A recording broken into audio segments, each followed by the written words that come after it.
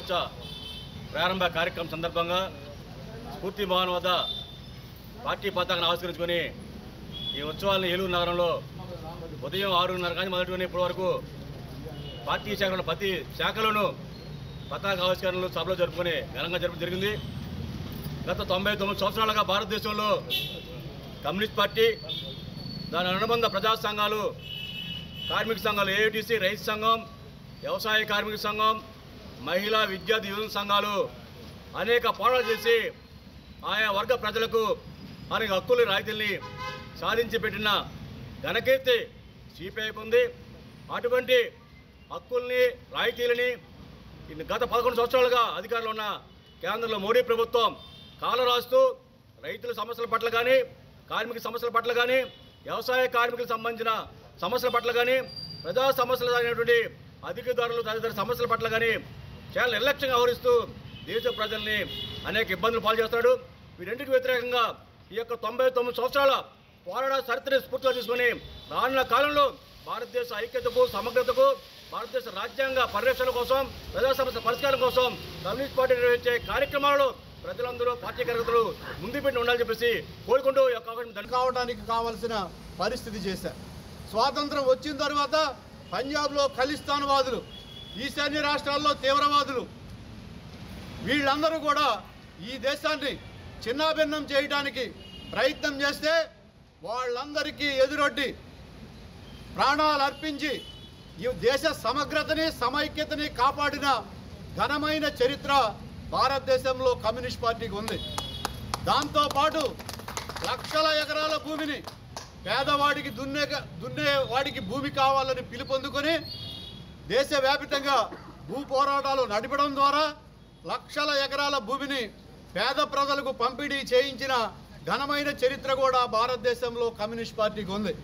ఇట్లా చెప్పుకుంటూ పోతే 100 సంవత్సరాల కాలంలో అపార త్యాగాలు, దాంతోపాటు రక్త తర్పణ, ప్రజా సమీకరణ, అనేక పోరాటాలు చేశాం. కాబట్టి ఇవన్నీ కూడా సాయంత్రం 4 గంటలకి పార్కు దగ్గర బహిరంగ సభ జరుగుతూ ఉంది. అందులో మరిన్ని అంశాలు చెప్పుకోవడానికి అవకాశం ఉంటుంది. కాబట్టి మీరందరూ అక్కడ కూడా ప్రత్యేకంగా రావాలని విజ్ఞప్తి చేస్తూ, ఇక్కడ అనేక మంది త్యాగాల ద్వారా ఎరుపెక్కిన ఈ ఎర్ర జెండాని నాతో ఎగరేయించడం అంటే చాలా గర్వకారణంగా ఫీల్ అవుతా ఉన్నాను. ఇక్కడ ఉన్న అందరికీ అవకాశాన్ని కల్పించిన నాకు పేరు పేరున ప్రత్యేక నమస్కారాలు తెలియజేస్తూ సెలవు తీసుకుంటా ఉన్నాను.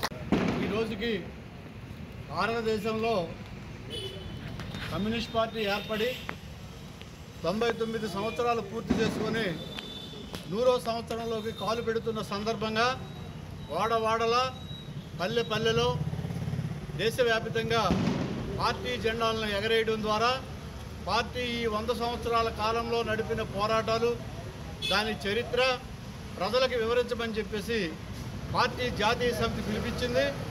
అందులో భాగంగా ఏలూరు జిల్లా పార్టీ కార్యాలయం స్ఫూర్తి భవన్ దగ్గర ఈ జెండా ఆవిష్కరణ కార్యక్రమం జరుగుతూ ఉంది. కమ్యూనిస్ట్ పార్టీ దేశ స్వాతంత్ర పోరాటంలో అపార త్యాగాలు చేసిన పార్టీ. అనేక మంది జైళ్ళకి వెళ్ళారు, అనేక మంది లాఠీ దెబ్బలు తిన్నారు. ఈ దేశంలో ఉన్న ప్రజలంతా స్వేచ్ఛావాయువులు పీల్చడానికి దగ్గరగా 3 దశాబ్దాల కాలం పాటు అవిశ్రాంత పోరాటం చేసిన గొప్ప చరిత్ర భారత కమ్యూనిస్ట్ పార్టీకి దేశంలో ఉంది. స్వాతంత్ర పోరాటం అనంతరం, దానికి పూర్వం అనేక సంఘాలు పెట్టడం ద్వారా ఈ పోరాటానికి పెద్ద ఊపిరి, ఉత్సాహాన్ని ఇచ్చిన చరిత్ర కమ్యూనిస్ట్ పార్టీకి ఉంది.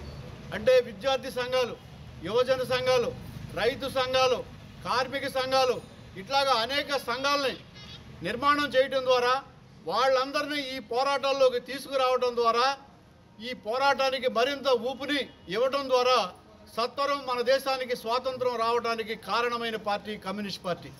తదనంతరం దోపిడీ లేని వ్యవస్థ కావాలని, సోషలిస్ట్ వ్యవస్థ రావాలని, అందరికీ సమానమైన అవకాశాలు ఉండాలని, విద్య, వైద్యం అందరికీ ఉచితంగా అందాలని, కుల వివక్షత పోవాలని, పీడన లేని రాజ్యం కోసం అవిశ్రాంతంగా దశాబ్దాల తరబడి పోరాటం చేసి అమరులైన గొప్ప చరిత్ర భారత కమ్యూనిస్ట్ పార్టీ నాయకులకు ఉంది.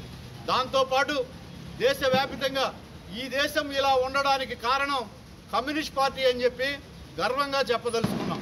ఎందుకంటే మనకి స్వాతంత్రం వచ్చే నాటికి 550 సంస్థానాల కలయిక భారతదేశం.